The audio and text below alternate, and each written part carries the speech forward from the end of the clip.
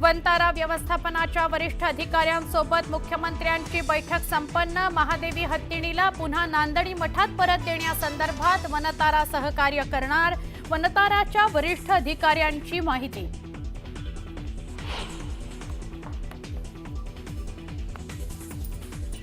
दादरच्या कबूतरखान्यावरील ताडपत्री आंदोलकांनी हटवली। ताडपत्री काढण्याकरता आंदोलक आणि पोलिसांमध्ये झटापट। दादरमध्ये तुफान राड्यानंतर आता वाहतूक सुरळीत।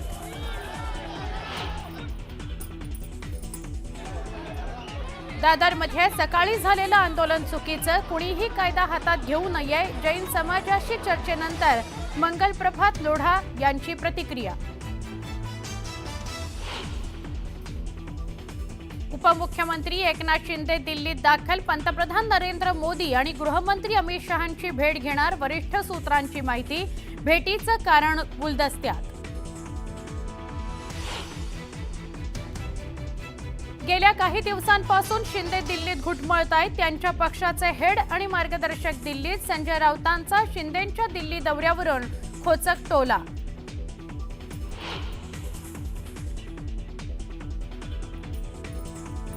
उद्धव ठाकरेंचा 3 दिवसाचा दिल्ली दौरा। इंडिया आघाडीच्या बैठकीला राहणार उपस्थित।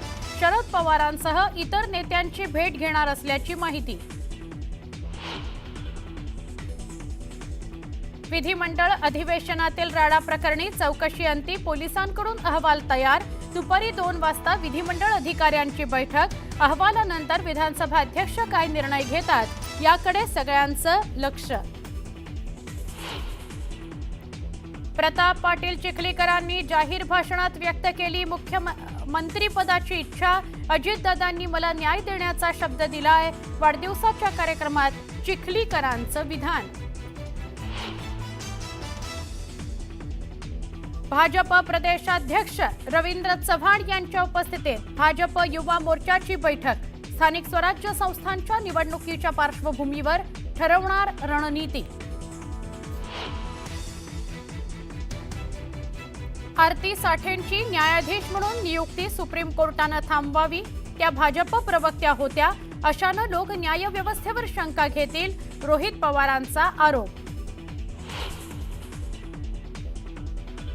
बच्चू कडू यांनी शिवतीर्थावर घेतली मनसे अध्यक्ष राज ठाकरेंची भेट।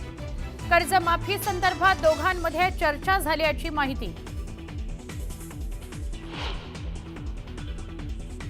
पुणे पालिका आयुक्तांच्या बंगल्यातून लाखो रुपयांच्या मौल्यवान वस्तू गायब। आयुक्तांच्या बंगल्याच्या सुरक्षा व्यवस्थेवर प्रश्नचिन्ह। अनुपम खेर यांच्याकडून पुन्हा येईन डायलॉगचा उल्लेख, तर मी पुन्हा येईनचा कॉपीराईट माझ्याकडे। फडणवीसांचं मिश्किल भाष्य।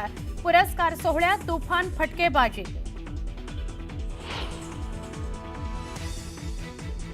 सोलापुरामध्ये मध्यरात्रीपासून मुसळधार पावसाची हजेरी। मुसळधार पावसामुळे रस्ते पाण्याखाली।